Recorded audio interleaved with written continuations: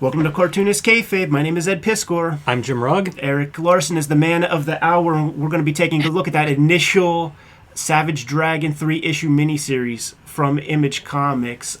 Without further ado, Erik, thanks so much for joining us. And before we jump into things, what's going on with you right now with the Dragon, with forthcoming releases, artist editions of the first miniseries, perhaps?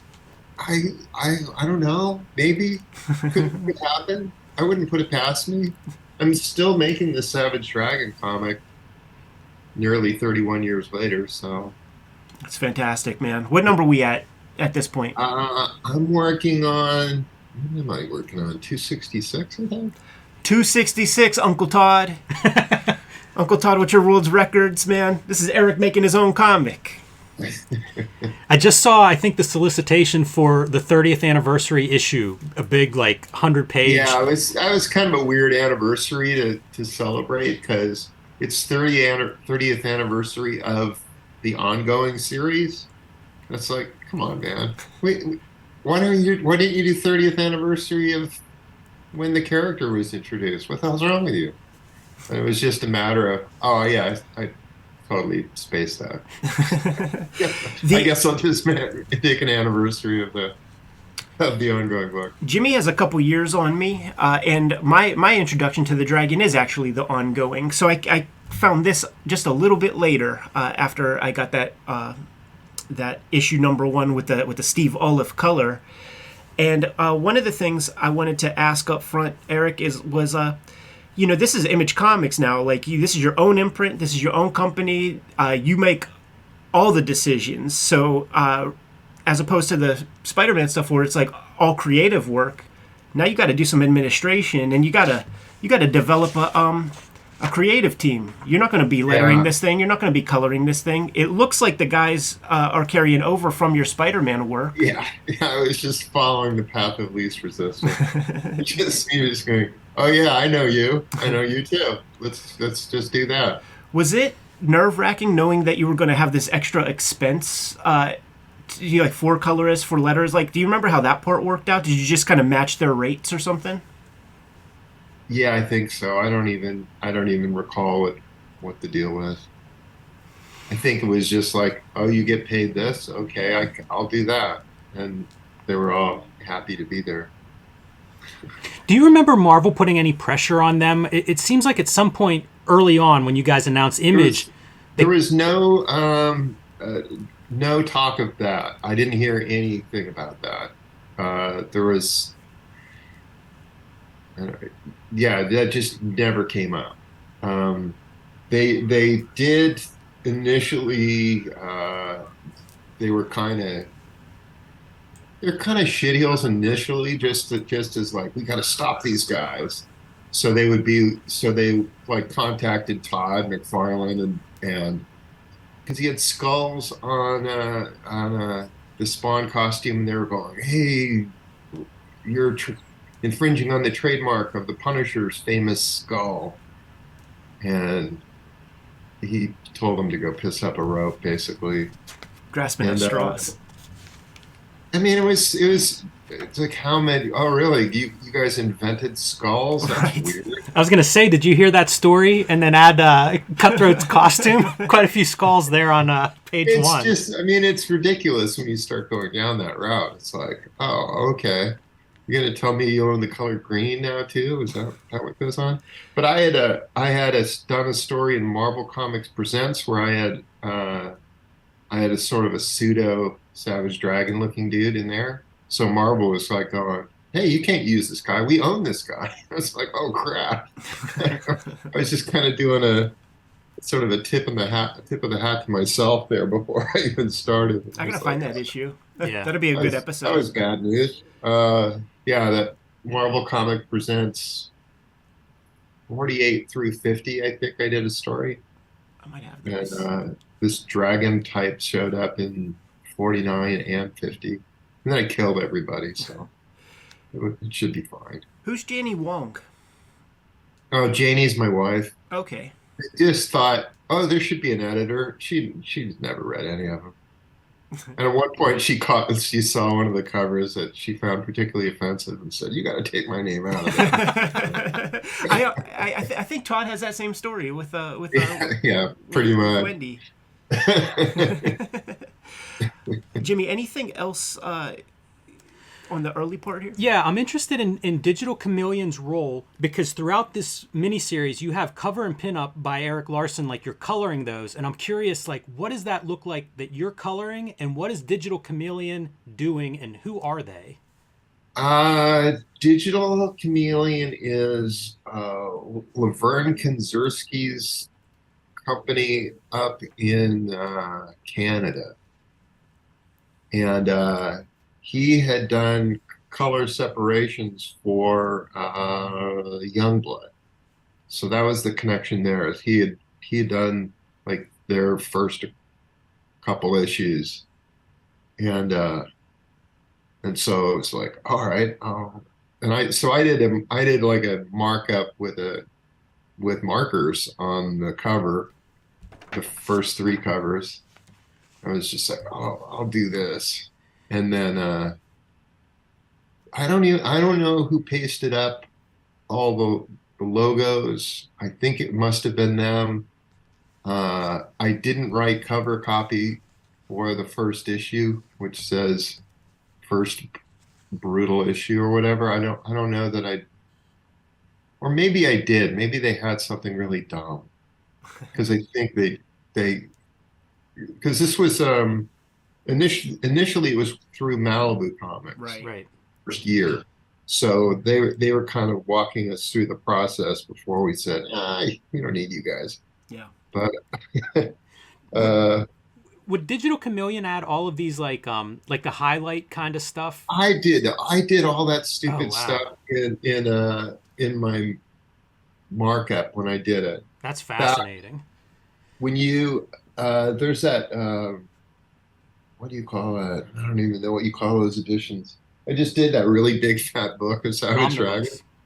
It was an omnibus of sorts, but I can't remember what our special name was. I don't even remember. I'm so lame at this. Eric, do you But in the back of that, I show what my color markups look like for I the can see number of that. things that I did. Yeah, that's reason to track it down. Do you remember why these two logos are colored differently? These are both, they say first printing in the indicia, but you can see that there's clearly a little difference Oh, there. the idea was that I was going to do different pinups that ran in all of them. So if you flip to the center, there should be different pinups. I see. Let's take a look. And that was a way of Yes. indicating, hey, there's a pinup here of a million dudes. There's a pinup there of just the dude. And they screwed up with that because the pinups I had done and wanted to be in there, they used two of them, and then two they just picked some other random drawings that I had done with just the dragon on them and no background. And so we ended up running the pinups I had done for issues 2 and 3, or for in issues 2 and 3. So there are Just two different versions of issue one there then? are 4 versions of the first I see. issue. So there's 4 different pinups. It's they're all different drop shadows. I think the magenta that's in the logo is a special color that we had to pay extra money for. Yeah, probably like a fluorescent. You can see a little difference. Yeah, so That's pretty subtle. You know, like we've been reading this comic for our whole lives practically, man, and never picked up on that. And I actually have 2 or 3 rounds of this like in the boxes, so I got to see like which ones I have. yeah, there's like 4 different posters. And then you can, when you open them up, you'll go like, oh, this wasn't intended to be a poster because it's just a shot of Dragon jumping in the air with his fist. And it's like, Right. there's no background. Somebody else slapped a color in there. What the hell's going on? Just to kind of foreshadow the end of this particular issue when we get the editorial page that illustrates that Erik has been a comics maker pretty much his whole life. Erik, we got to sort of be honest with you, man, and this is like the one readable Image comic from that period, and it's the one that suitably sets up a universe. It's a good issue number 1. it's a good opening salvo to introduce us to this character and the whole world and the universe. And it might be the only one that feels like, you're taking us by the hand to show us this new creation. And I can't help but think that having a whole lot of comics making, whole kit and caboodle, writing and drawing from the days of zero, typing paper comics, served you well here. Yeah, I did a bunch of them.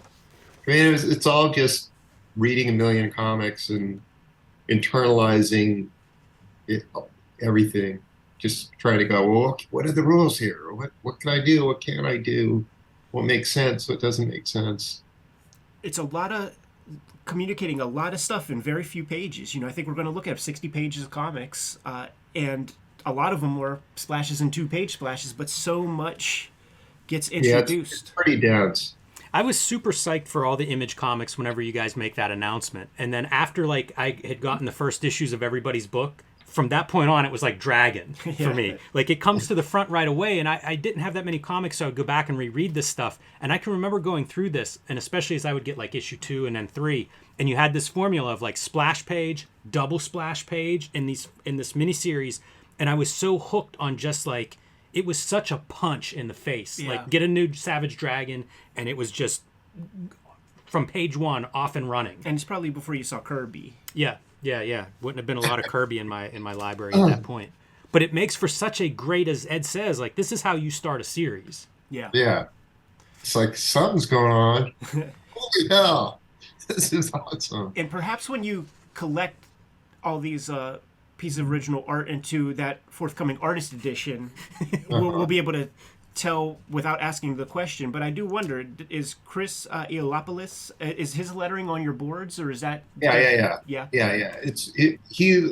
Somebody was lettering on the boards up through issue 177, I think. So it was letter on the boards for a long time, or maybe 187. It was a long time. Where was he located? He's in New Jersey. So you're shipping your artwork back and forth across the country. Yeah, and I was shipping him cave art. This is really just figure placement. If I fell in love with some drawing, I might go to town and just be like, I'm just going to ink this face, but I know where the word balloons go, so I'll leave space for those. See, this is a fascinating conversation because, me and Jimmy, we do all the work on our own comics. So there's no expenses beyond paper and pens and ink and stuff. But you got to foot a bill of, what do you think your overhead was for letterer, colorist, FedEx to get the stuff lettered? Like, it's got to be hundreds of, if not a couple thousand bucks an issue. It was a fair amount, but at that point, I'd been doing Spider-Man for a while. I did have some money in the bank, even though, I mean, we just bought a house, so that drained everything. Yeah. Are you sending the original art to Laverne to like scan it to get it ready for the computer coloring, or are you scanning it yourself? How's that work? Probably sending the original physical artwork. So that's more FedExing and stuff. So that was a lot of driving, a lot of FedExing, a lot of putting stuff in boxes and hoping for the best. When you would lay out, go ahead. Sorry. I'm sorry. And then he just did the first issue because we were at a convention and Greg was there and he had met Steve Olaf that was there, and Steve Olaf had sat down with him and he was like, okay, now if I were separating it, I'd do this and this and this. And Greg was like, we got to get this guy separating the book. So I was like, all right. So starting with issue 2, all the optics took over. But by that point, I think I'd drawn all 3 of the covers, and so Digital Chameleon did all those. So the covers don't look quite as pretty as the insides.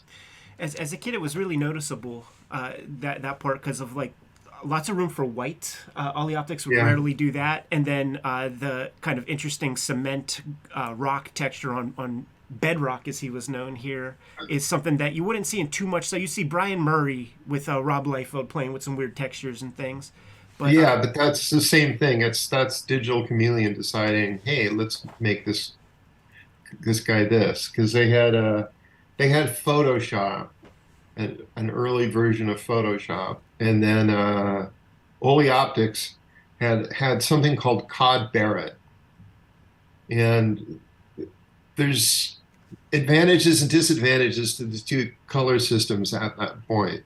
Um, the problem with Photoshop at that point was if you did a diagonal jag of where a color meets another color, there would be very obvious staircasing where you could just see, where the edge of the color was, and it would be making these steps.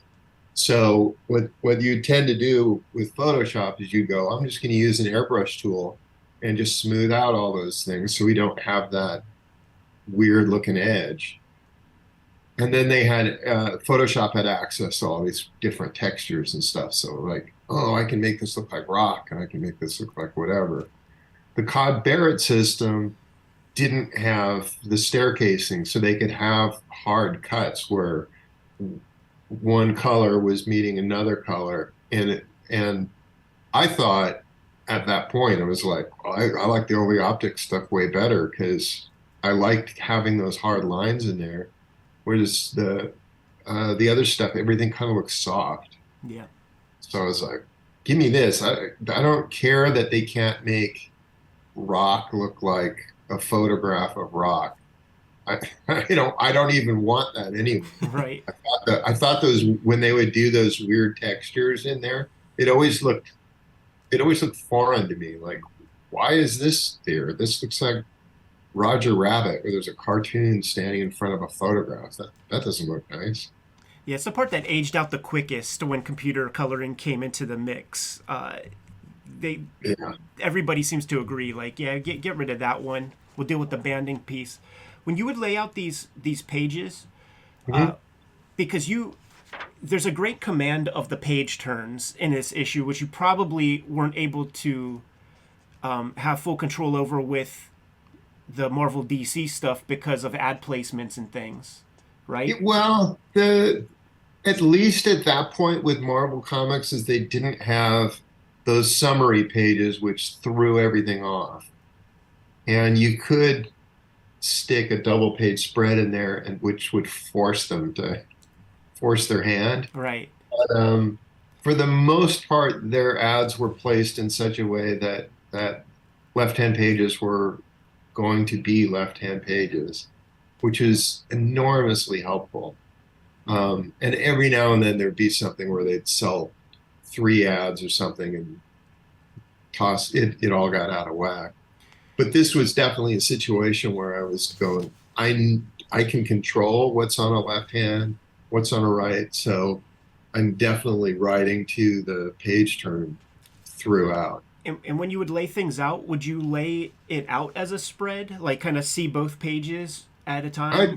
I'd certainly be aware of them. I'm not necessarily putting the 2 pages next to one another, but I'm definitely, I'm always really conscious of, I don't want to have 2 pages both bleeding into the gutter and then forming an unintentional double page spread. Right. So that's one of the real risks of kind of bleeding everything. So you can see on the left-hand page that the only thing that's bleeding off is that left-hand lower panel. And then on the right side, there's a black border along the whole thing, which allowed me to be able to bleed off panel 1 on the right-hand page. Erik, is this texture like a duo shade, or is that a screen tone? That's me cutting out Zipatone or whatever brand name it was at the time. Yeah, Chart Hack or Letrasat or Right. a couple examples of that here, man. You got some here, got some different. Yeah, I was here. using it all over the place. I love that stuff. It's not really that available now. I still use it a little bit, but now you can do Photoshop effects where you just like, I can have endless zipatone. I've got several things where I've got files of zipatone that I've scanned in so I can just use them endlessly. Here's one But of the it's kind of cool to have it on the physical original art too. totally. This is one of the great page turns in Savage Dragon comics right there, man. It's an iconic moment. There you go. This is what happened earlier. Yeah. Remember this? It's amazing for how dense this miniseries feels that you're still able to have these kinds of splash pages and still have like that graphic impact. You know, like nothing's off the table in terms of put a splash page in, like really have this thing hit. It's a good moment. And yet the book is still so full. Yeah.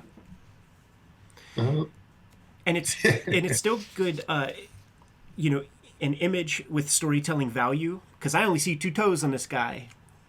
It makes me very curious about him. what's he all about? Yeah, and Dragon's fin is all over the place. Sometimes it's sticking up, sometimes it's sticking out. I really have not figured it out yet. There is a lot of Savage Dragon fin criticism on the Cartoonist Kayfabe channel. Never with you, but it's more with the guys who stop here. Like they never draw the bottom Right. part. They kind of stop there, so it's a mohawk sticking up rather than like Yeah, a yeah, that drives me crazy. But it took me like a bunch of issues before I really settled on something because it was a mess. Like some of those pinups and some of the early drawings, like, oh, that's no good, man. What are you doing? super cool visuals here with the lightning. I was going to say also it's a great page in that we've just gone from the opening 5 pages, super action packed, Yeah. all kinds of motion and fighting. And now we come here and it's this more thoughtful page. And I can remember Yeah. reading an interview with you, Eric, where you talked about Spider-Man and how you love to draw facial expressions. And, you know, you have that long run on Spider-Man where like you don't get to draw the facial I expressions. know it's such a weird. It's like, why am I on this character? But it's so strong, and you know, like here we've gotten a couple of quiet pages as we get into like Dragon Origin, or at least what has come before, and Yeah, it's just conversation, and it's so interesting to see that range. yeah, that was fun to do too. That 15 panel grid page. That's all. Nearly Dark Knight Returns. And we talk about differences in like readability with some of the other Image comics. I don't feel like the other Image comics were bringing this level of cartooning. Yeah, I'm not going to argue with you about that. So this Super Patriot costume, is this a relic of your days of yore when you were a kid making comics? Somewhat. A lot of these characters got an update. He originally had like a Superman belt and underpants, so he would have had red shorts in those old comics. And I didn't use him very much. Also, he's barely used in my old comics. Yeah. It's such a great transition to go from here's some real estate for a nice action shot, cool figure, Yeah, and then there you cut go. to him on TV. It's great. It's great economy. Some more of that digital chameleon stuff. Oh, Yeah. Good job, guys. You know what's funny? I put noise in a lot of my comics, and this is what it looks like in the first step. Right. Yeah. Sure. Eric, did you think about, like I've heard other Image guys talk about putting an anchor or something exciting on each page as a way to, you know, maybe make that original art more sellable. But I see you doing like a lot of these like really great images. Did you think that way in page design? Like put something, you know, exciting on each page? Kind of the idea you try as much as you can is just so that a lot of times when people are making the decision on if they're going to buy a book or not, they're flipping through it at the store. So you want to have it's a good turn, you know. You're just flipping through it. It's like, oh, there's a bunch of stuff going on there. Maybe this one's for me. So, you know, having there be cool close-ups or that cutaway page on the right where the character's standing there, just different things of just trying to catch a reader's eye. There's a lot of energy in this inking, and I wonder if you're a fast inker. Yeah, pretty fast. Is this all Hunt 102 inking on these? Mostly, yeah. Mostly Hunt 102, filling in with a brush. Yeah, I was never a good brush guy because I hold a pencil like a gorilla. So it just doesn't work. But a 102 seems to do the trick. So like when I'm doing those speed lines, I would have been using rapidograph on those at that point. Later on, I'd be using uh, thin markers. But So we're talking like a couple different yeah, rapidographs of different yeah, a line couple weights and different. stuff. Yeah, so you just you plug a tack in your drawing board and run a line. Savage Dragon working at the Sometimes, docks, carrying some stuff, and we get some new baddies to show off. yeah, yeah. Todd McFarlane was giving me all kind of grief about my first issue because he's like, going, "Oh, you're doing a single character book, huh? How do you see this character here and this character? I see there's like 50 new characters introduced in your single character book." Like, yeah, I was not saving any time at all. I just like, I want to, here's everything. I'm doing a million Yeah, guys. it's so great too because you've been so generous like the entire time by just like every new it just feels like your comic runs at such a fast pace and you're just any new ideas you have like you could put in next month's issue.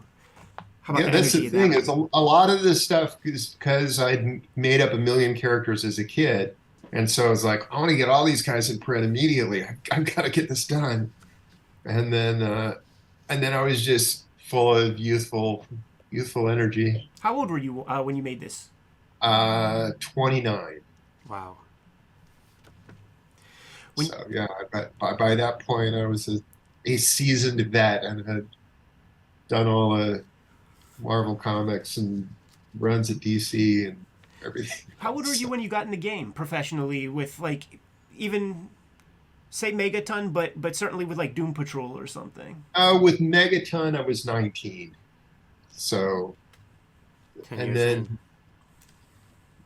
so I'm not sure how old I was by the time Doom Patrol rolled around. Probably 24, I want to say. Because before that, I worked did some stuff in Americomics and I did DN Agents over at Eclipse. Right. I had done a Hulk versus Thor story that was an inventory job that sat around for a few years before it finally showed up in an issue of Thor. And that got me all kinds of work. That's It's it. just like, hey, here I am playing to my strengths. These two guys kicking the crap out of each other for 22 pages. Gotta grab that issue and put that on the channel. You know what I like about a skull face guy getting punched in the jib is he doesn't have eyelids to close his eyes to feel the impact, so he has to take it. He has to watch the impact. Yeah, Like, oh, oh, this hurts. yeah, it's Okay. so good. It's really great with the motion lines because he's perpendicular to them. Oh, Like he is it's stopped at stopped. that fist, Yeah. as opposed to here where it's like he's moving with those lines. You know, like the speed's accentuated and then just stop. Yeah, that's great. And just gets a disrespectful bitch slap like he's nothing to the Yeah. dragon. Yeah, that's a Yeah, squash I like match. that he's just not moving at all. Eric, when did like in the process of making this comic and doing Image, at what point did it go from this is going to be a fun experiment, I'm going to get to do the comic I want and I'm going to put everything in, to you going, oh, Image works. We're going to do the ongoing series. We're going to do more of this. Like, look at these numbers. Did that happen like early in the It process? happened pretty early on. See, now this transition should have been a page turn, Ah, but because I had the pinup thing in the middle, I was like, oh, I can use that to my advantage. yeah. But it would have been a better flip to go from, hey, these guys are having this conversation So at the end of boom. a page. I'll protect you, don't worry. Boom. Yeah, you will. I feel like I detect a little Simonson in the inking, and I certainly Yeah, feel like I detect yeah. some Workman in the lettering. Was that a directive that you gave Chris, or that's just his natural Yeah, inclination? pretty much. He knew I liked Workman. In fact, I when Chris eventually did leave the book, I got Workman to letter it. So it's like he was like, now you can get the real guy. It's like, all right. but that didn't last long. Our second fire with Savage Dragon. Yes. Second fire, nice silent page, him falling down. And then another one of these great, got a new new superhero Yeah. character. Let's get a money shot in there. Let's So do that. is this one of the first characters you created? Because I see some stuff in interviews and even in the back here where it talked about your love of Captain Marvel. Yeah, Mighty Man was introduced in Megaton. He was created for that. I see. So I think, I'm not sure. There was the Comics Buyer's Guide had a create a character contest kind of thing real early on. And he was one of the characters that I submitted to that. So I'm not sure if I created him for that and then we used him in Megaton, or if he was going to be in Megaton. But in any case, I like the idea of a nurse getting accidentally turned into Mighty Man, and just the idea. And at that point, my thought was that when Billy said the magic word, he became a different guy. Yeah. Like with a different personality, because I'd read all the old Captain Marvel comics because my dad bought them when he was a kid. Sure. So I grew up with all those. So it was pretty clear in most of those comics that he became a different human being, because they would exchange Christmas gifts, and there's stories where the lightning bolt hit somebody else and he still turned into Captain Marvel and still had the same personality. So I was like, well, clearly these are two separate guys. So I'm going to do something different and have it that when they change into the superhero, it'll be the same personality of the person who made the transformation. I thought I was doing something different, and it turns out they've since made it that, I don't know, Billy is Captain Marvel, same personality. It's like, oh, you guys suck. I love the reading experience. Again, going back to my childhood, it just felt like this was a whole world. You know, like by showing a little bit of Mighty Man and giving his backstory, it gave a history to this book. Like, this is new Savage Dragon. It's a new character. Yeah. But it's in a world that's like this real world. Yeah, that was the idea, was to make it like, this is a world that has existed for a while. And while this is the beginning of this Savage Dragon character and giving you his stepping stone as how he got to be who he is, he's part of this world that has been there for forever, and characters dating back to the 40s. This is definitely the comic that I read the most amount of times of any of the image, the early Image books, and I even did like some sort of diagramming and stuff, and to try to figure out like, okay, here's how you make like a solid action comic, and there's always in each of these issues, I think there's like one page of like domesticity, like him kind of rapping to like a new girl or something, so you like build that page in there. I just tried to deconstruct this as much as possible. Want to remind everybody that we have a Cartoonist Kayfabe Patreon now. 3 different levels there give you access to our videos early, and at the highest level, the King Kayfaber level, you can actually sit in on our recording sessions, have a conversation with us while we are recording these videos every week, get a leg up on the Kayfabe effect, and track down the books we talk about before everybody else is going after them. So save yourself some money, and in some cases, save yourself the ability to actually find the books. Sometimes they disappear if it's something a little bit rare. Cartoonist Kayfabe is also brought to you by the books that we make. Ed Piskor's Hip Hop Family Tree, big omnibus collection announcement just made. Going to collect all of the Hip Hop Family Tree books in one volume with 140 extra pages. You can pre-order that one now. Get it in time for the holiday seasons. The perfect gift, and if you're missing a volume, it's a way to read it all in one place. WYSIWYG, X-Men Grand Design, and Red Room are Ed's other books. And starting in a couple of months, Red Room Crypto Killers will be out and available. You can see the cover to Crypto Killers #2, which you can pre-order now. You can see my variant cover for Red Room 1 based on Rob Liefeld's Youngblood 1. There's a sketch cover coming up, and there's your standard cover for Red Room Crypto Killers #1. There's also Peach Momoko that'll probably be making its debut in public very soon. My latest book, Street Angel Princess of Poverty, is available now for pre-order from Image Comics. It collects all of the Street Angel comics that are not in Deadliest Girl Alive, so add that to your pull list. Hulk Grand Design, Street Angel Deadliest Girl Alive, and The Plain Janes are my other recent books that are still available in print wherever you buy books, so add those to your collection while you can. Well, I drew this image a bunch of times, and my mom got a little degree, like a frame for degrees, and like framed it for me. Nice. Yeah, I've seen that one drawn by a bunch of different people I bet. over the years. Yeah, it's such a fucking badass image, man. A bandolier of big ass bullets, like 50 caliber. You shoot somebody with that, half their body disappears, and then you got the flip up. I really had no idea. Listen, it's comics. Yes. It's comics, man. Like, got the bandages on the face. Did Sin City come out at this time? Must have, right? Yeah, I'm sure it did. There's a lot of Frank Miller. Frank Miller and Walt Simonson, I'm very much influenced by it at that point. These pages also read as like complete units. Like a lot of them have Yeah. like it's a complete scene, or it's a complete thought, or it's a cliffhanger at the end of it. And did you, was that something you were conscious of, like writing out these pages as like each page is just this punch, you know, like it's just this effective piece of storytelling? Yep. And I was trying to avoid transitional captions and stuff. So mostly if I'm doing a scene change, it's going to be with a page turn. Yeah. So there's a lot of that going on. Just lingering on this a bit, man. You got your stationary fella flips Look up. how messed up his fin is at that point. It's just like it's going up in a weird angle, and it's got way too many sections. Only you see it. Only you see it, man. It all looks great to us, man. And then it goes up, comes down, boom. Still holding those big ass guns. Yeah, really great with the figure too. You know, like it's the same form as it's flipping across, as he's flipping across the pages there. Yeah, coming in, guys.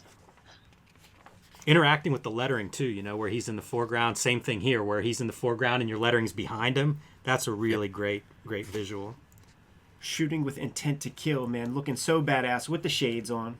Butter. And you know, we haven't commented too much, but the coloring, whether it's a blue scene where they're watching TV at home at night, or guns a-blazing, man, that's going to be a lot of reds and oranges. Greg Wright is dope, man. Enter new dude. Star. Yeah, enter yet another dude. His hair did not last more than that particular scene. I got a letter from some kid saying, "Oh, and Star is a babe," and I was like, "Oh no, I got to lose the hair," because he is not a babe. Eric, would you do the kind of the John Byrne thing of gridding out the perspectives on the panels that would have perspective, or would you just do it as needed? I would do it as needed. Yeah, I've never done that. I probably should, but I've never done it. it's a real nice like 3-point perspective. One of those bitch kind of perspectives, man. Because you got to set like, and it's a big piece of paper. Would you rough your stuff out on a small piece and blow it up, or just like work on the big board? At that point, no, I was doing on the board. So what I would have done is kind of half-assed, penciled it out where I had an idea of, okay, it's going to be like this, and then just put dots down and run my T-square to those. I say that because there's a vanishing point way up on the page that would require a goddamn yardstick or something. Yeah. That's such the way to do it, though. When you're going to do that low point perspective, that's your heroic shot. Yeah. You know, you got to do it. Yeah. Were you working from a script at this point, or are you kind of like writing it as you lay out your... Wow. I would do is I'd make a list. I'd do bullet points. Sure. So it'd be, page 1, this, page 2, that. And I try to keep my entire script to 1 page. So it's a good way to stay engaged. Page 2. And then these were all too long too. The reader got a good chunk of stuff, but later on, it was like, no, keep it at 22, man, because I did 5 pages over on this one and 5 on the next. And I think more than that on the third one. It was like, I could have had a whole other issue in there, Yeah. Yeah, and 4 issue the book would miniseries. have come out on a more regular basis, and Yeah. everybody would have been happy. Introducing some more baddies, man. We got a shark More bad bad guy. guys. I had no idea what Overlord's costume was at that point, so I just had him looking out the window. Nice. Did you regret So, Hellraiser's costume here? Because that looks like it would be hard to draw over and over. no regrets. No, he was all right. I mean, some of this stuff, it's so unfunctional. Like, there's just no way that that guy could walk or really do much of anything. And he never used any of that stuff to his advantage. Like, he was never pounding people's face against his shoulder or headbutting him or anything. He Or might slash them with his things on his arm, but I think that's as far as he I got. love that there's a straight up zipper on the cod piece. Yeah. Yeah, Got to move in and out of that thing. it's gotta be. It would take a leak, man. A shark guy like this. This has to be a character created when you were a kid, no? Yeah, I Yeah. mean that was Jaws. Yeah, that's fantastic. So right when Jaws came out, it was like everybody was doing shark characters. Correct me if I'm wrong. Do we see Mako in like the graphic? What was it? Yeah, in graphic fantasy, he was in there. Yeah, yeah, And yeah, yeah, he was a good guy. He was like his buddy. yeah. That's right. Because Mako initially in the comic I did when I was a real little kid, he started off as a bad guy, and then he and Dragon became pals somehow. I completely forgot how, but they did. And, So, and this is so this is the part where you talk about that stuff, and this is transformative editorialization right here. This is so important to read. I read this part over and over and over again. I was making comics on typing paper at this time with no initiative. Nobody told me to do that, and it just felt like this is all I have. And to read that like an actual established pro who made such a cool comic started out that same way was a bolstering of those convictions of like, okay, this is maybe the path to become a yeah, cartoonist. initially I would take a stack of paper and fold it in half and staple it up the side and then start drawing my comic. And then by the time I got to the end of the comic, my cover was all curled around and in terrible shape.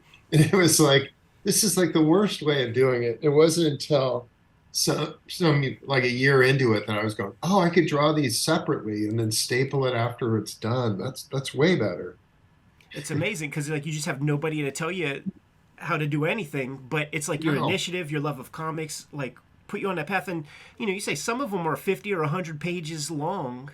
Yeah, yeah. When you do a 100-pager and you staple it beforehand, it's a mess by the time you get to it. I feel like you need some kind of industrial stapler to even. Oh yeah, yeah. I had one of those big old staple guns. You just like boom, put it through there. That's amazing. It's cool to see too, like you talk about graphic fantasy, it's kind of the whole history of Savage Dragon from your childhood comics to self-publishing. And the neat thing with graphic fantasy is you recreated that a few years ago and released it. So, fans could finally track that down in a facsimile like edition. Yeah, yeah. That was fun. I also colored those stories and ran them as backups in anniversary issues because it's like, hey, these have never been colored before. Let's do that. Try and do the coloring as though I colored them back then. Of course, I sucked back then, so it looks really terrible. And then I think at some point, I think we did an episode where you redrew that some of that stuff in like your modern style. Yeah, no, the idea of when was doing this at Image was I had those two stories in graphic fantasy. So I knew that Dragon had gotten his life to a certain point. He was the ex-leader of a government super team, and he was raising his child by himself. And then he had these two adventures. So when I started an Image, I was like, well, I don't want to do what I did when I was a little kid because those stories were legitimately terrible and they make no sense. Because I would just reinvent the wheel with the drop of a hat. Sure. I would be like, yeah, Dragon's this guy. He lives up on this the red planet, and he lives on this big spike, and he comes down and fights bad guys, and it's like, this doesn't make any sense. Your city is like a totally normal Earth city. There's nothing special about it at all, but he's living on this giant spike. And then I was like, no, I'll do something else entirely different. He's going to have be a magic guy, and he'll magic wizard, and he'll say a magic word, and he'll change into a god. No, he'll be something else. He's going to be a guy who returns in times of stress into the dragon, and then puts on a costume. And it's like, Jesus, man, settle down, come up with something. So when I did this, my sort of my last dragon stories that I ever did as a kid were those issues of graphic fantasy. So when I started Image, I was like, this is what I'm working toward. These stories. So I'm not going to start at the same place. I'm going to start at a way different place. And then I'm going to work towards those stories. And then once I'm to that, I'm free to do whatever the hell I want to. But I felt really, for the longest time, confined, like, all right, I got to get this in such a place where I can do those stories again. And then some of it ended up like, I can't even use the same characters in that same situation. Initially, it was like Dragon's girlfriend, or that was pregnant and was being held in this pneumatic tube or whatever. And when I got to that point, the thing was like, I'll have to make it Widow or somebody else, which wasn't quite as visceral in terms of, oh, I've got to save my girlfriend with my baby. Now it's, yeah, that woman over there, she's pregnant. I like her well enough, so let's make that happen. There's also a couple of notes in here, like you talk, you had just gotten married, you're going to go on your honeymoon. Savage Dragon 2 may be a little bit late as a result. And I mention all that just to kind of highlight what this letters page is, because that's one of those things that as the Savage Dragon continues on and becomes an ongoing series, your letter page, I mean, it's one of the last letters pages in comics at this point today. It's kind of an amazing rapport that you have from your fans from early on. It was one of the features I always loved when I'd get a new issue of Savage Dragon, was to read your letters pages. Yeah, those are fun to put together. And yeah, what can I say? Well, I mention it because like you are doing everything in a book like this. You're figuring out, do you have a letters page? Do you, maybe pretend there's an editorial voice? Do you be personal in it? It's just interesting to think whenever you start up a company and you're self-publishing, it's a lot of decisions to make that you weren't doing when you were at Spider-Man. Yeah, and plus there's nobody, you're not running things past anybody. There's like no other human who's seeing any of this stuff. You just sort of toss it out into the world and hope that people respond to it. Check out this ad right here in Entertainment This Month. They just called the comic Dragon. Did the Savage part come later? Or? Yeah. So it's going to be called Dragon. It was just going to be called The Dragon or Dragon. And then Dragon Magazine said, hey, you can't call it that, because we have Dragon Magazine. We can't have two books on the stand both called Dragon. So I mean, I guess it didn't stop Iron Man, because there's a fucking Muscle Man comic called Muscle Man magazine called Iron Man. But for some reason they thought, oh, readers are going to get really confused with this superhero and our fantasy role-playing magazine. It's going to be super confusing. So I'd had the Savage Dragon as a name pretty early on, because when I was doing my own comics, and there ended up being like 3 different versions of the dragon. So one of the ways I differentiated them was, I'll go, this will be the Incredible Dragon, this is the Savage Dragon, and this is the original dragon. So Savage Dragon was the version that's that, except he had a little Twinkie of a fin on his head. When Savage Dragon 1 came out, do you remember, in terms of the Image founders, like, where does the release of Dragon happen in the formation of Image Comics? Like, I know Rob is first with Youngblood. Rob's first, I think Spawn was second, and I think Savage Dragon was third. Okay. That was my recollection. All the optics on the color seps. Because we were, yeah, Jim Lee joined, Jim and Mark and Wills joined a little later than the rest of us. The others, Right. and they wanted to get to a certain point in the comics that they were at and leave in a nice place too. So. Oh man, look, Rob's even like soliciting Brigade comics at this point. Yeah, he's yeah. Brigade was really early too. Weirdly enough.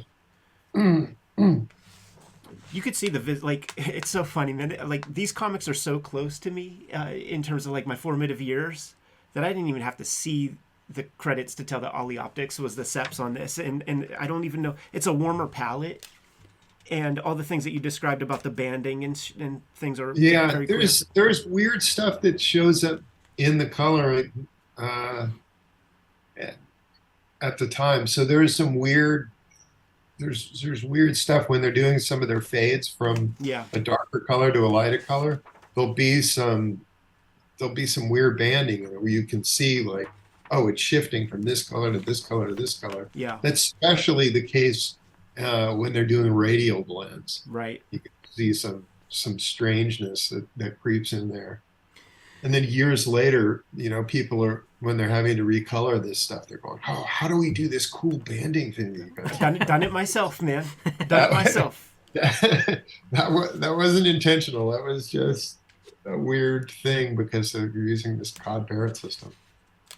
It's so funny whenever people do try to emulate a time period and you're really trying to emulate mistakes and technical limitations. Oh, yeah. It's funny. You don't even know. So I remember, talk about some changes from issue 1 to this 2-page spread. Like the splatter, it just felt much grittier and blew my mind. Do you remember like going through art changes whenever you were drawing this?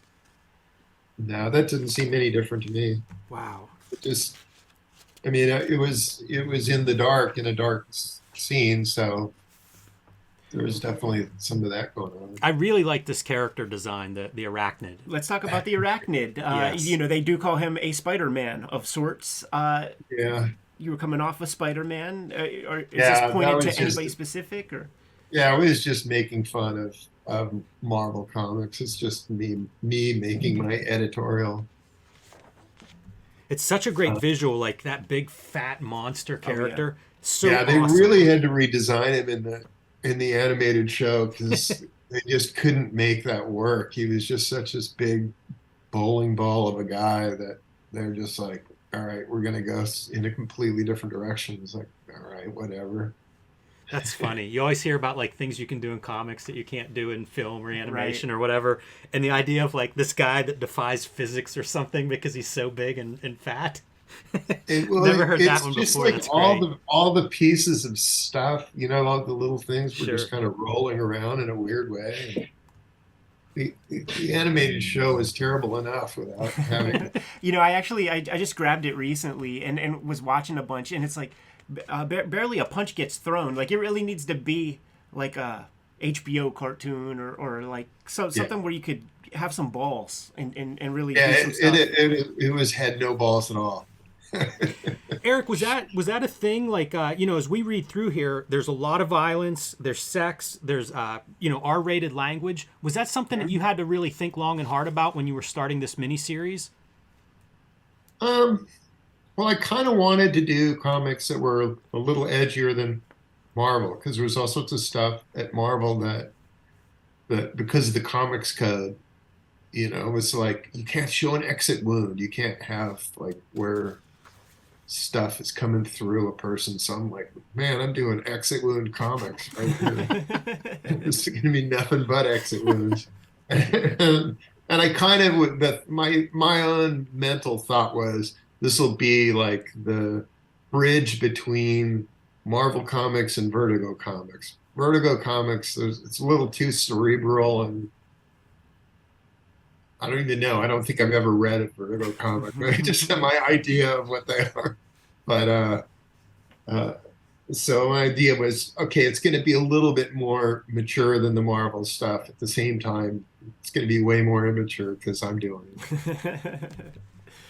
Another one of those scenes, man, where like you get one kind Yeah, of domestic kind of moment, like an issue. Yes. And so we're going to get in, get out, build a little character. You see that he's a but Lothario. The chicks dig him. yeah, and it's just you gotta. I was just packing in as much as I could. So back to that 5 panel wide, bam, bam, bam, bam, bam, lots of little shots.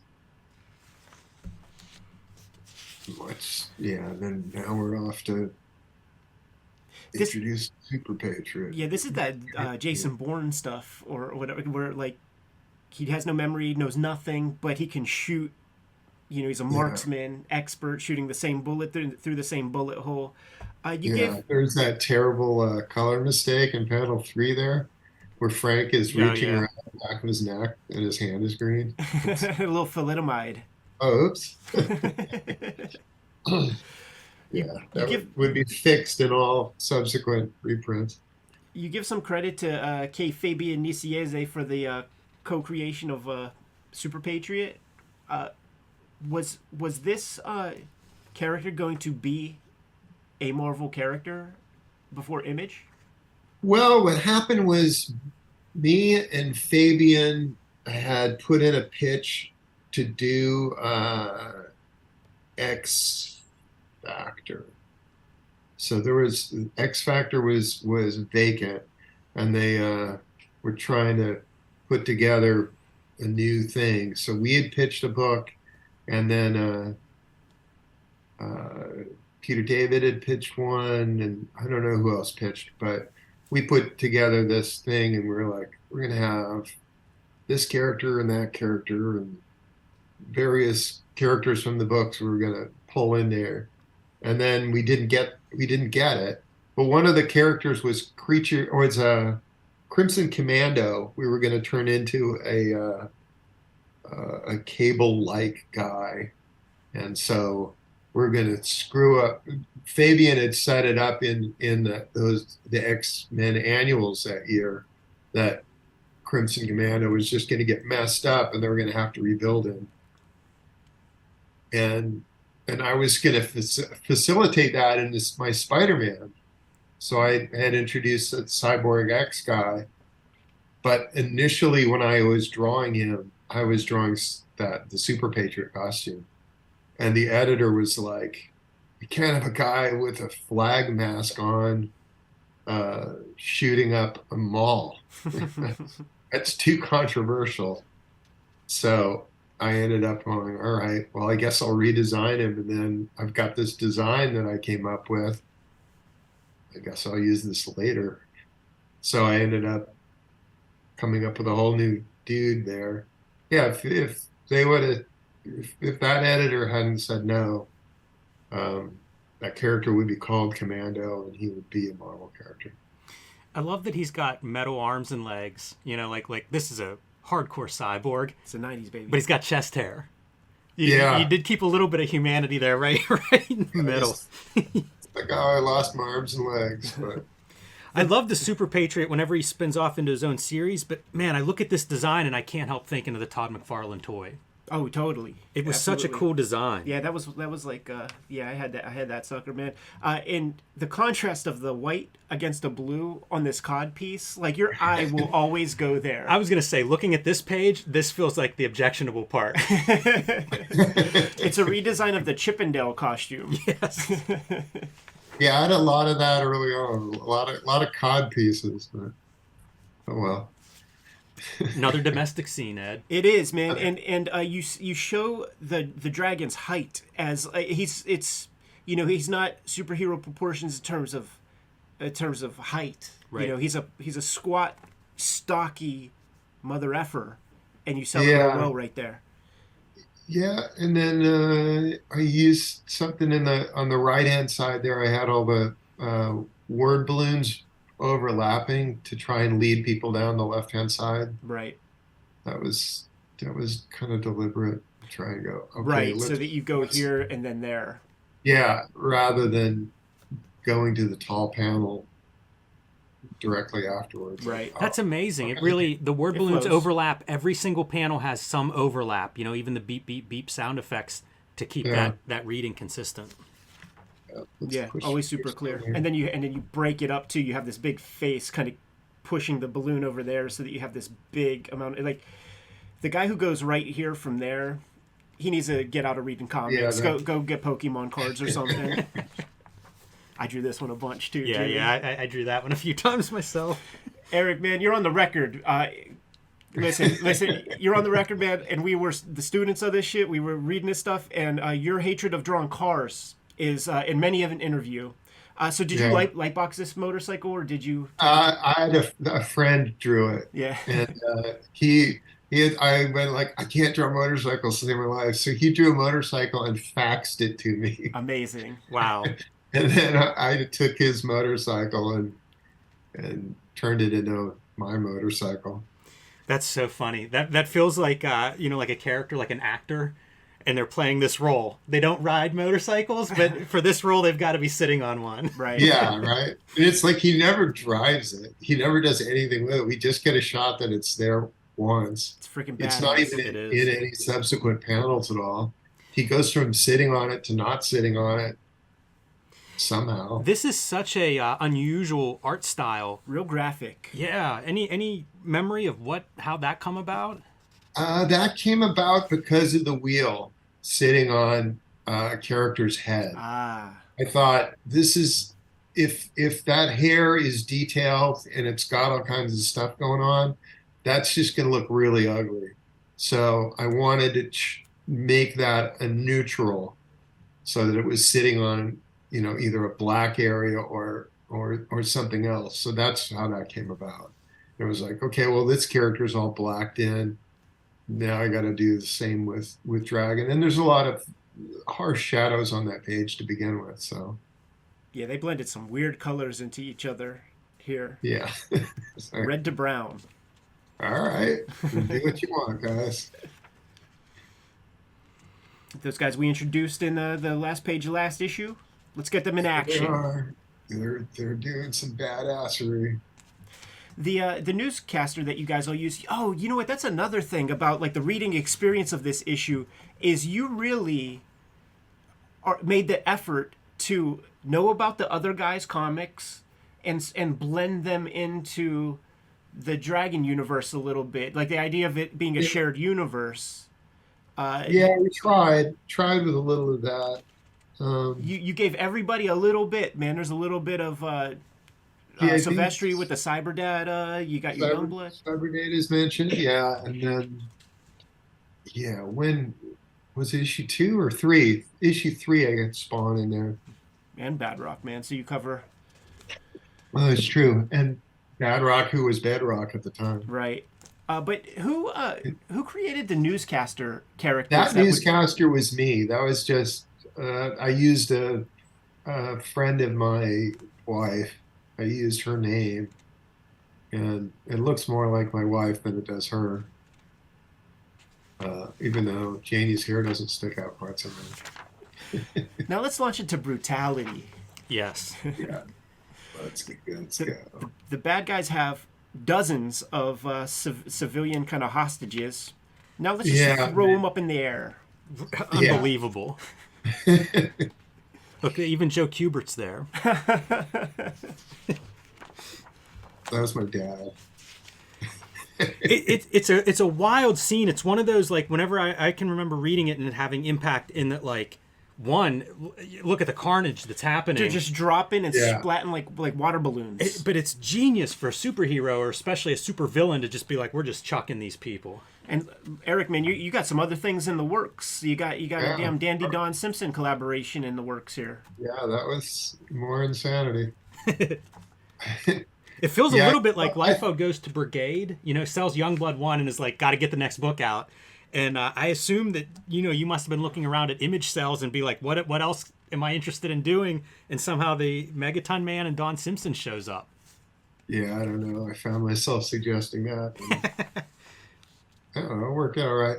Yeah, the previous page, Chris went a little crazy with different kinds of sound effects, and I kind of thought that was a little too jokey in a way for what the seriousness of what was going on. I think I would have, in retrospect, would have preferred those all being a similar kind of sound effect instead of I'm making this sound, I'm making this crazy sound.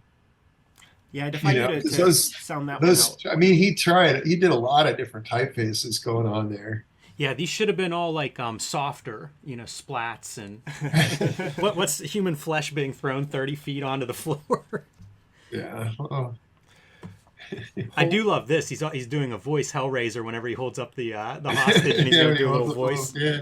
Oh, you wouldn't hurt me, Dragon. And you get the vibe, like you see the reaction of Dragon right there. He stopped dead in his freaking tracks, man. Such good cartooning here, and then hits that full stop, flip over, and you cannot shy away from the fact that when he lands, he grabs Homeboy's head in between the spikes. It's a phenomenal, this whole page, because like you get the final piece of that action is now from the head, you're going to be flipped over into the ground. Destroys them. Yes. Always good with destruction, Eric. Always great with that stuff, man. Tearing walls up and all that. Classic superhero stuff too. I always think of the Miller Daredevil, where you get Daredevil dancing through a page or through the panels, and that's what you're getting here with Dragon this time. This is extra ambitious though, man. You just don't see it at like a 3/4 like isometric perspective down shot. Like that is, you rarely see that. Yeah. Well, I was young and full of energy. Always so good at twisting these figures around too, man. Like one of the things that I like about seeing your sketches that you do at cons and things is that I could see how you build your figures. At least when you do the fast stuff, and I see the shapes that you use and to construct them, and it's real fun to see just how you do it. It's instructive, certainly for superhero comics. Good stuff to study. I would suggest it's another one of those differences between a lot of the Image comics at the time and your comics, and that is movement. So much of those Image comics, and I loved them, but so much of them were those poses. It was like, I'm going to make this guy look in a super badass cool pose, and I love that stuff. But this kind of like characters bouncing around, twisting, that's what brings the life on the page, seeing these characters in movement. Yeah, I was more trying to tell a story, I think, than those guys weren't necessarily. Yeah. And it's pretty cool, the setup of Super Patriot earlier. We see him, he looks cool, but who knows what's going on. And then when he bursts into a scene that's already going south, Dragon's just got a pool of blood coming out of him. Leaky bastard. Right, and that's whenever Super Patriot's going to enter the ruckus. Oh, man. And look at those guns, dude. You could hear that panel. Yes. Yeah. I like that little like click, click, click, click, click, click, click. Head wound. Here's your exit wounds. Exit wound comics, baby. Exit wounds. Your face. Let's do this. And then Dragon turns into a cop immediately. He's like, "Yo, chill out. You're killing them in cold blood." You're not supposed to be doing that. That's not cool. And then it makes Patriot seem ominous. Those are big guns, and they're pointed everywhere, coming out of his damn thigh. Yes. That's the one that's going to get him. Shocks him with the cod. Just left to right, disrespect of the body. Left, right, boom, smashing him up. About to give him one of those exit wounds in the big splash right there. And dude, look at the pose, dude. Those legs, those limp legs. He feels like a limp figure. That's not easy to do.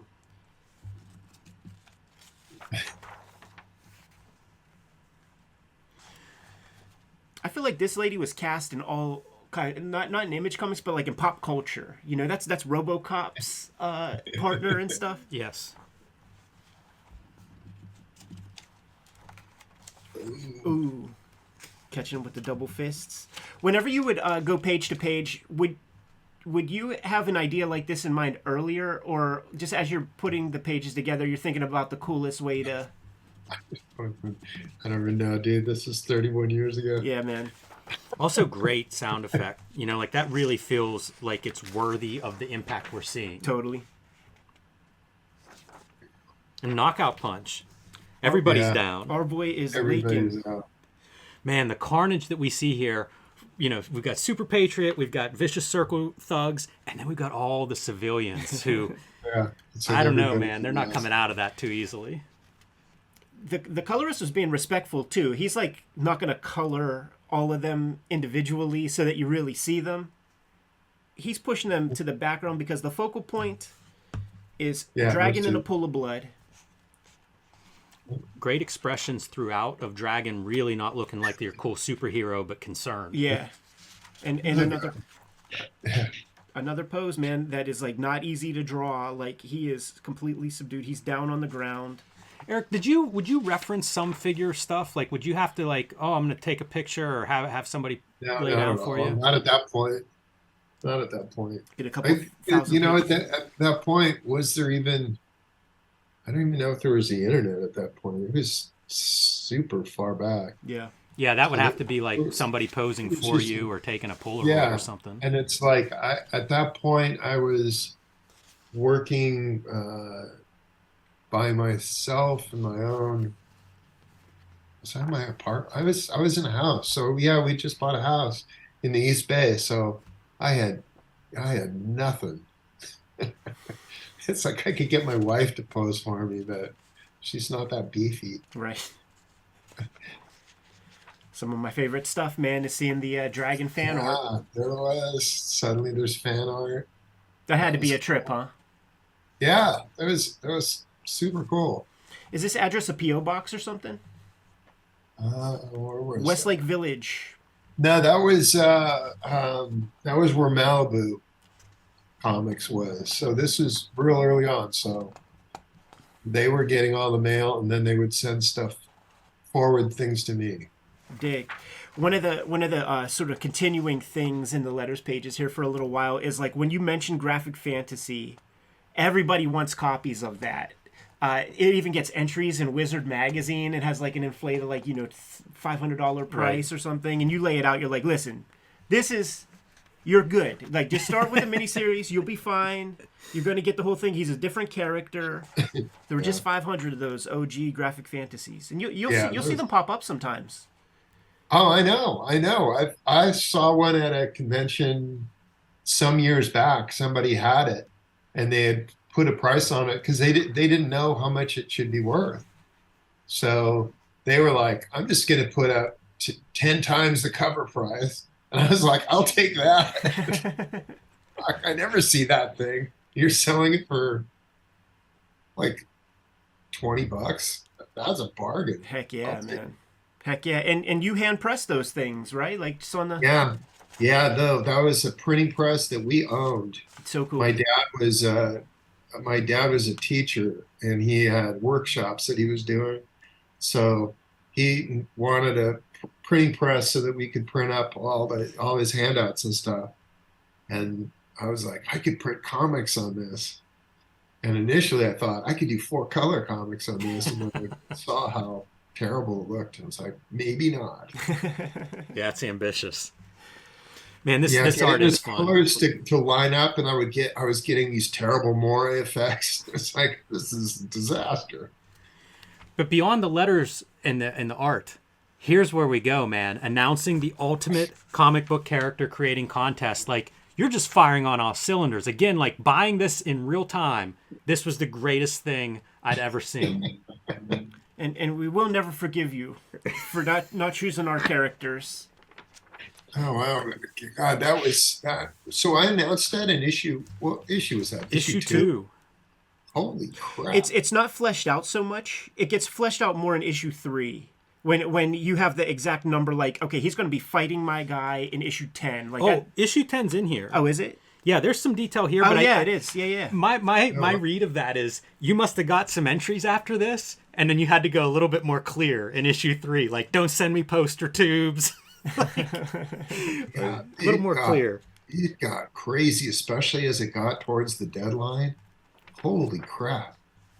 Because once it starts on the regular ongoing series, I had hired a kid named Josh Eichhorn. He was 19 years old, just out of high school, and I hired him to be like my toady, basically. He wasn't doing any artwork stuff, although I would have him fill in blacks if I had a bunch of blacks on a page. but he would run and get bagels. He would type letters into the computer. I think we had a computer by that point. Um, and just any of that sort of nonsense. But a part of it was I need somebody to go get the goddamn mail because all the letters page stuff would come to this post office box, and it got crazy as we got towards the actual contest. There was a time when he went to the post office and filled his entire car and had to go back to the post office to fill his entire car again. And they were just giving him these big tubs to take home with him. So oh, you return them. It's like, holy shit, this is gross. Like it was tens of thousands of these things. It wasn't a small amount at all. And so he had a pal with him. They would just be opening up things, and we did it. We judged it Star Search style. I don't know if you remember Star Search at all, but they would always have, this is our current winner. Are you better than our current winner? Okay, then get rid of you. All right, well, this is what we're keeping as the current winner. So if you're better than this, we'll keep you around. So eventually I had like 10 or so that I thought were decent, but Jimbo the Mighty Lobster was up there for, he was up there for quite a long time, pummeling all the cable shafts and other equally original characters. Let's jump into issue number 3, starting off with a bang. Inferno's our guy. A lot of Kirby dots on this bitch. Yep. Broken glass everywhere. Yeah, here you go. Just action, man. This again, like I'm trying to dissect these comics to understand how to make my own comics, and it was like you got to hit the ground running. Yeah, this was all me stealing from Jack Kirby. Yeah, because that was his formula on Commandy, the Last Boy on Earth. It would be like start with a splash, then go into a double plate spread if shit's going down. Yeah, man. Like, all right. Holy crap. We would get hold of like the Marvel stuff pretty cheap as kids. The Eternals, Devil Dinosaur, Machine Man, and it would have that same energy. Always an effective way to start a comic magazine. And for all the stuff that they took from Kirby, it's like, how did that not become just like a template for all superhero comics? Like, that's the move. Punching him through the wall again. We saw one of these before, but this time he sticks there. Yeah, that guy's in bad shape. And then pulls him out by his face. It's so badass, man.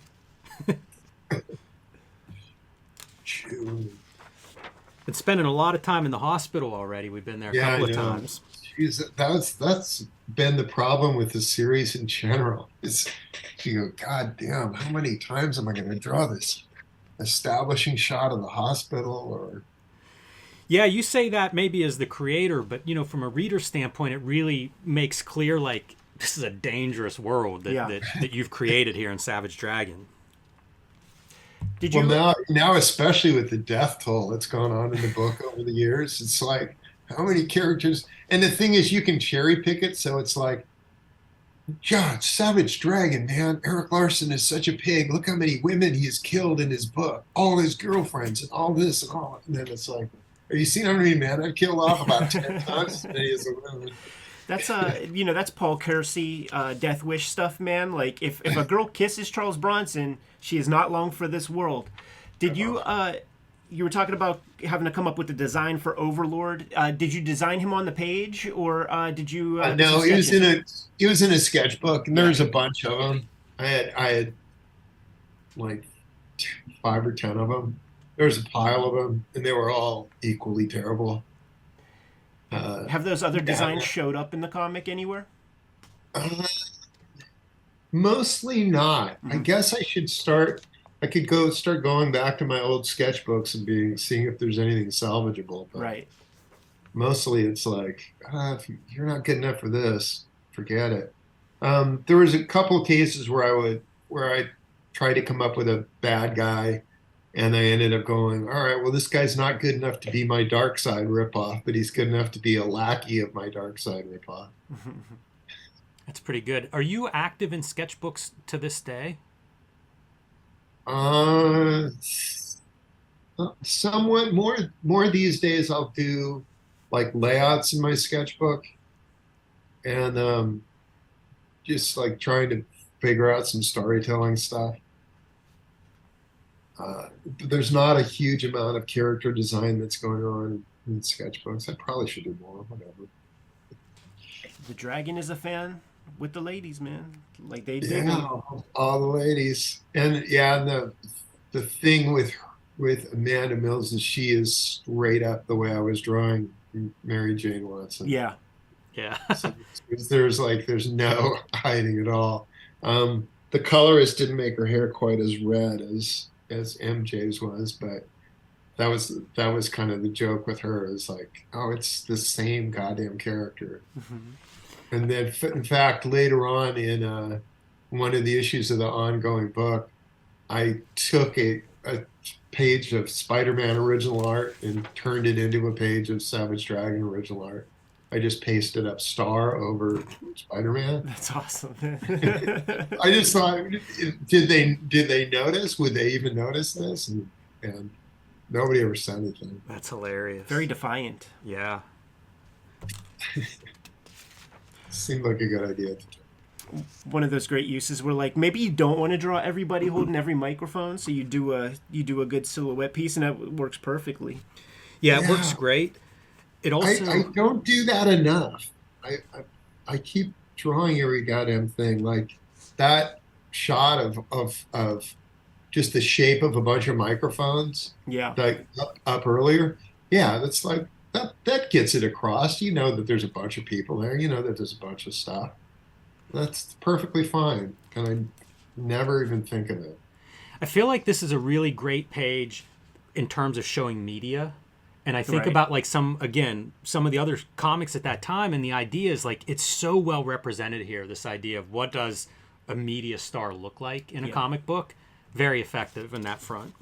A couple good examples of that Ollie Optics banding too, with the color right here. The stuff that we were talking about earlier in the conversation. You see it right there, and you see some of that on the dragon's face there. Yeah, and these guys are trying at this point to give Badrock a texture. Yeah. It just doesn't work. No. See, he looks very pimply. Yeah. When we did the trade paperback of this, they recolored this to get rid of some of that stuff because that was not cool. Right. Yeah, very blotchy. Yeah. Eric, when you're drawing veins like this, are you going in with like white media to kind of make Yeah. those veins pop? Yeah, I'm going in with generally I'm taking white out after I've drawn the straight lines, and those veins are based on nothing. They're that's not how veins work at all.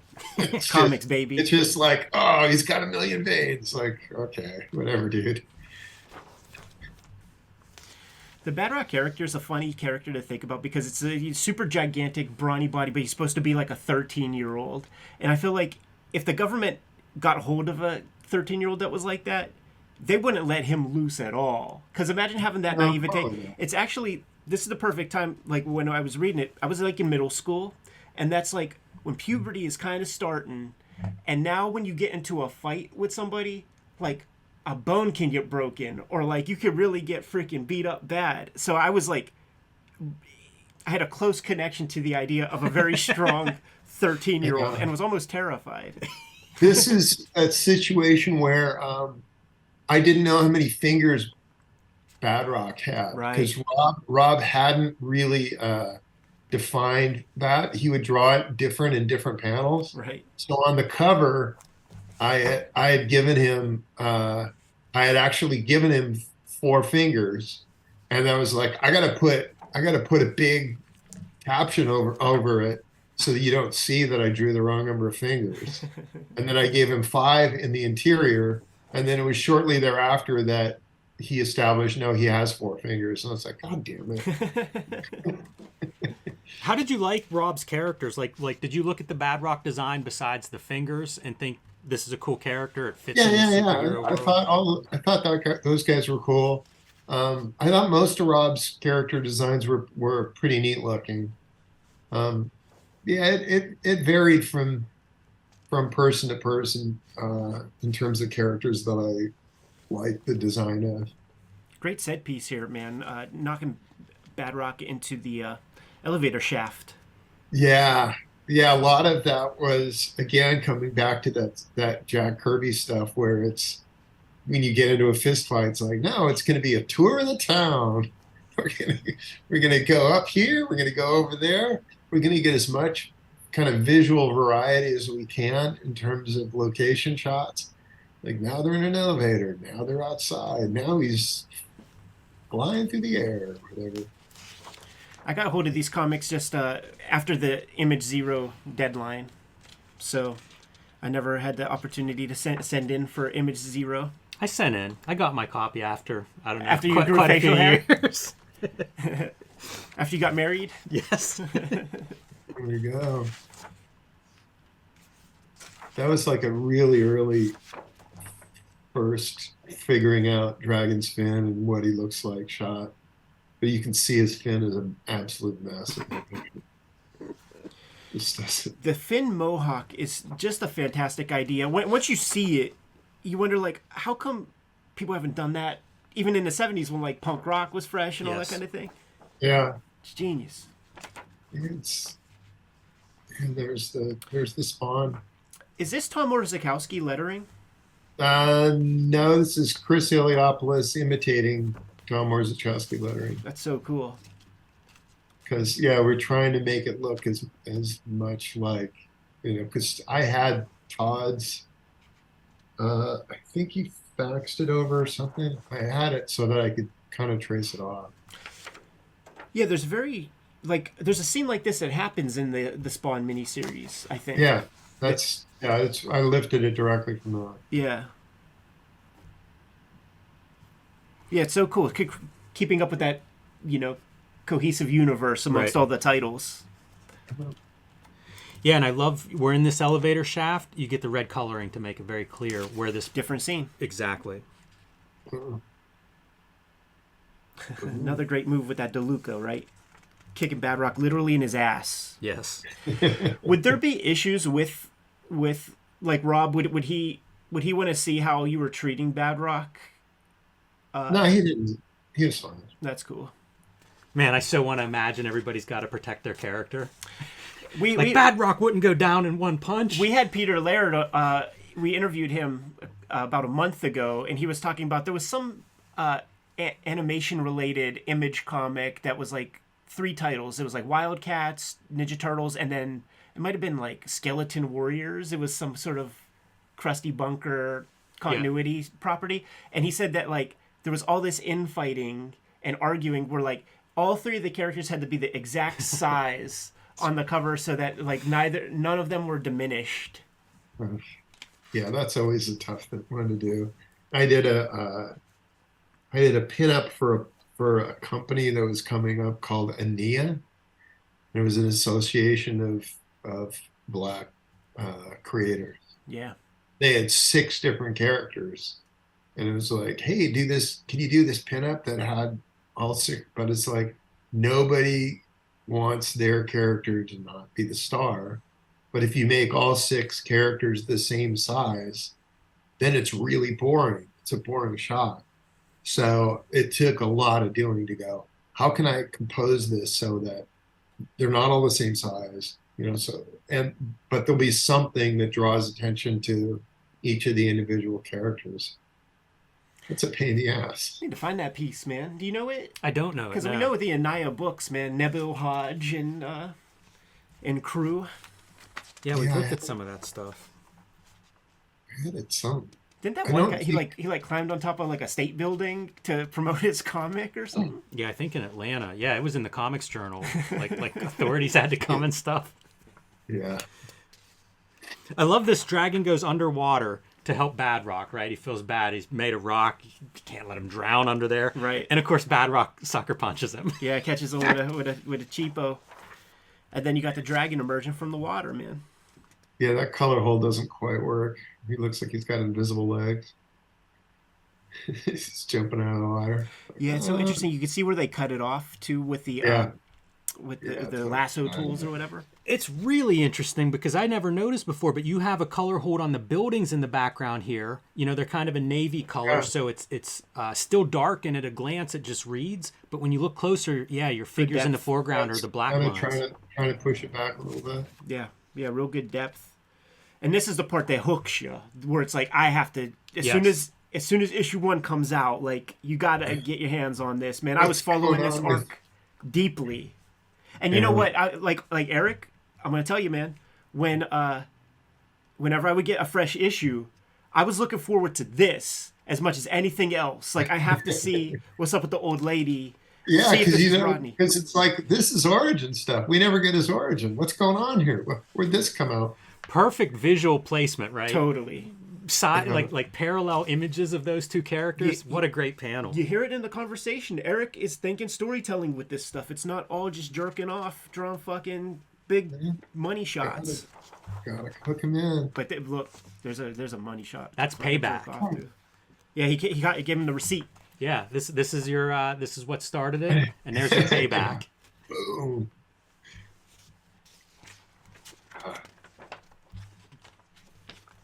This is the stupidest thing I've ever heard. Yeah. The whole conceit is Badrock just wants to see if Savage Dragon can muster up to be a young blood after they destroyed, and you call it like thousands of dollars of damage, but I would say tens of millions, $100 million worth of damage. Yeah. Yeah, that's a really great. This is one of those moments that feels like Savage Dragon overall felt like a different version of a superhero comic. Like you were doing things that you couldn't do at Marvel where the characters got to stay the same and everybody has to live. This felt like, ooh, we're doing superhero comics without rules, and this makes sense. You know, like it is stupid. This is ridiculous, and of course Dragon's going to arrest him.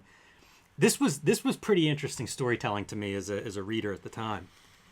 Yeah, it was a good sales point too. I remember, like, oh, he's just a Chicago cop, no costumes and stuff, and that was right at the age, 6th grade, 7th grade, where it's like, that superhero stuff, the spandex, all that, a little bit whack, man. So the dude's running around in a wife beater T-shirt and some Oakley blades on, fucking people up, amazing. Always fun to see. This is a precursor to Image X month, right here, man. Because always fun to see you guys draw each other's characters and just see what that looks like. And I always felt like the artists who created the characters are the ones who draw them. Like they look so supremely off model if anybody else draws them in. But this is pretty good young blood right here. Got all right. This scene always seems really silly to me. Which scene? The release? Just that Skullface is calling up Frank Darling on the phone. Yeah, what's funny? It's like, it's like, is your refrigerator running? Totally. But also, he doesn't have lips, and the lips, like, just try to say some stuff without using your lips. So he's kind of like. Well, the idea is he's got invisible skin. I see what that's supposed to be, but it doesn't make any sense because he later on has a kid who's got a skull face and he's blue and he's got lightning. It's like, this doesn't make any sense, but it just looked cool, so whatever. But with the stuff with Frank here, like, we got two good pieces to bring us into the next series, man. You got the Rodney arc and our like chief of police. Oh, gutted knowing ending this way as a reader, and it was just like, come on, Frank betraying Dragon. Yeah, totally. Like, we got to see where that goes. And the cool thing about the series is that's not the MacGuffin for the whole series. Like, you solve that in 7 issues, I think. It's pretty snappy. So, and then you create more concerns later. And that's always my complaint.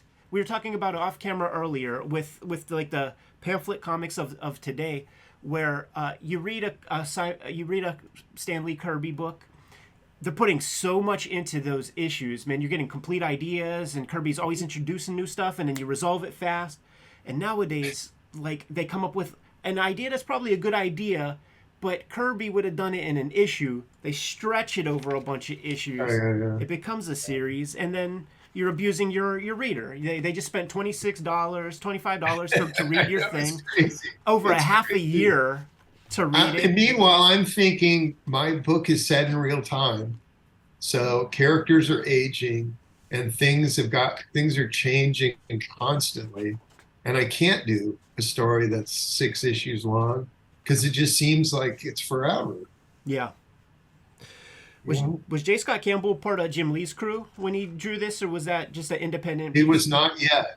He submitted he submitted characters to the Create a Character contest, and some of the characters that were in his group ended up in Gen 13. So it was sort of like, wait a minute, I thought Jim Lee was presenting himself as having created those characters, but Oh, clearly they were in this guy's back pocket when he was pitching that stuff. Wow. that's amazing, man. Because like, he owns them now. He owns I them guess, now, yeah. Or I guess DC Yeah, owns them right. now, DC man. owns Time Warner or something. You know what, man? Just like thinking about him, you know what? I'm glad you didn't choose J. Scott Campbell's character as your villain, because he won this Nintendo Power contest when we were kids, and they chose his to win this big grand prize that they were teasing for a year. This contest of like invent your own video game, and he was the winner. About 15 years Oh, old. wow. He looks like a goddamn Alfred E. Newman in his photo in that issue of a Nintendo Power. So I'm glad he didn't get 2 bites of that kind of apple. He just has to settle with being a Gen 13 guy. Fantastic, man. What a trip. This, I'm going to be honest, Jimmy, I was looking for an excuse just to reread this. Yes. And to have the creator of the book with us to go through it, to talk about that time and place, is just an incredible thing to get on the record. I don't know. Eric, thank you so much for joining sure. us. Sure, my pleasure. Yeah, I had no idea what you guys wanted to talk about when you started this thing. So I was like, oh, wait a minute. 30 years ago, holy crap. Yeah, listen. Going into the Wayback Machine here. What can I remember? Not much. Well, let's talk about the present day before we get out of here, man. What are you working on these days? What is forthcoming? And when can we expect to see the Savage Dragon, I guess Image calls them, studio editions? You don't see the 2 Spawn ones that Todd McFarlane put out, and you don't go, you know, I wish I would have something like that. The Vault edition that he did? 2 of them. Yeah, whatever. I just, I'm too busy trying to make new comics that all this other stuff comes up and it's like, oh my God, there's all this work that needs to go into them. Well, Josh Eichhorn needs to dust off his retirement papers and get back to work. I know. Josh is not picking up his side of the couch. So what issue is on the drawing board right now? Right now, it's 266, I think, something like that. It's the team, the family is moving, basically. So 266. that's the big one. Is I was like, all right, I've kind of done as much Toronto stuff as I've got.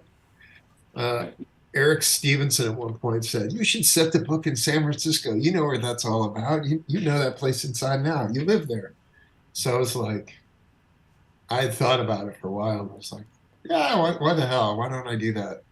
So I'm just going to move the characters to, I'm not going to have them be in my house just because I don't want people knocking at my door. But Dude, Savage Dragon in the Tenderloin. Let's see what that looks like, man. See what that's all about. Yeah, because I'm in the Upper Haight, in the Haight-Ashbury area, which is, I mean, it's awesome, but at the same time, it's like, What an amazing comic book town, man. Do you ever go to like Last Gasp and, well, I guess they don't have the same warehouse or something? When we were there, wasn't it the last? I've never been there. I mean, there's comic shops all over the place. There's like 3 comic shops within walking distance of where I live. That's a nice feature. So yeah, it's pretty nice. So I'm kind of midway between 2 of them, but then Isotope is a little bit further away. Isotope was the joint, man. I had a book release party there the weekend of Ape one year for my Hip Hop Family Tree stuff, and it was the coolest book release ever, man. There was so many people showing up there.